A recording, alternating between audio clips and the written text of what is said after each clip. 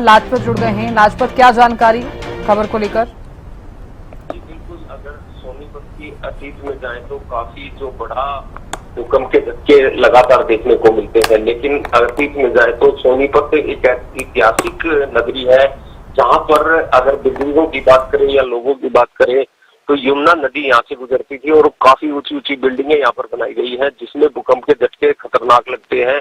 लेकिन जो बिल्डर और जो प्रॉपर्टी डीलर है उन्होंने आतंक मचाया है, लेकिन आम जनता की सुरक्षा भी बनती है। भूकंप के झटके लगातार देखने को मिलते हैं, लोगों के अंदर एक दहशत बन जाती है। जो बिल्डिंग में जो टावर्स खड़े हैं उनमें जो लोग रहते हैं, आप समझ सकते हैं जब भूकंप के झटके लगते हैं तो वो ऊपर तक जाते हैं और जो ऊपर लोग रहते हैं तो बिल्डिंग बिल्कुल हिल जाती है जिससे लोगों की नींद तक भाग जाती है और काफी डर सताता है। लेकिन अगर बात करें तो विभाग और सरकार की इस पर कोई संज्ञान नहीं लिया जा रहा, कोई बड़े हादसे का इंतजार किया जा रहा है। आप समझ सकते हैं जब भूकंप के झटके लगते हैं तो आम नागरिक इससे डर जाता है और सोनीपत में लगातार भूकंप के झटके दिखाई देते हैं। लेकिन अभी भी अगर बात करें तो अतीत की जो है बिल्डर जो है वो आतंक मचा रहे हैं, बड़ी बड़ी बिल्डिंगें बनाई जा रही हैं।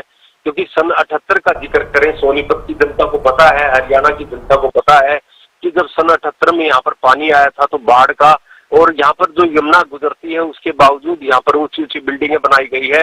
तो आप समझ सकते हैं कि लोगों के अंदर कितना बड़ा डर सताता है। इस ऐसे में आम आदमी जो है वो दहशत में जीता है। जब भी भूकंप के झटके लगते हैं तो आम आदमी इस बात को लेकर चिंतित हो जाता है, क्योंकि आप समझ सकते हैं कि जब बिल्डिंगें बनाई जाती हैं और ऊंचे ऊंचे टावर बनाए जाते हैं तो उनकी सुरक्षा बनती है।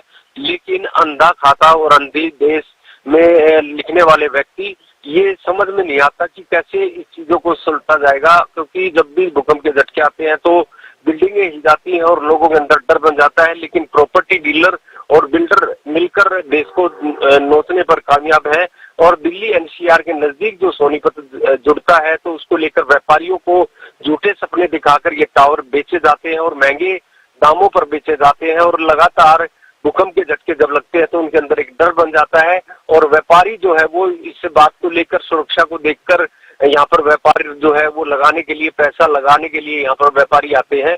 लेकिन जब भूकंप के झटके लगते हैं तो वो लोग कहीं ना कहीं इस बात को लेकर डर जाते हैं और काफी बड़ी चिंता का विषय है। और इस बात पर सरकार और प्रशासन को चिंतन और मंथन करना चाहिए ताकि आम आदमी इस बात को लेकर समझ पाए कि आखिर सुरक्षा कैसे हो। क्योंकि जब भी भूकंप के झटके सोनीपत में लगातार देखने को मिलते हैं, 6 महीने के अंदर काफी बार भूकंप के झटके लग चुके हैं, लेकिन आम आदमी इस बात को लेकर चिंतित है कि आखिर सुरक्षा कैसे होगी। क्योंकि आप समझ सकते हैं कि जब भी भूकंप के झटके लगते हैं तो काफी चिंता का विषय बन जाता है।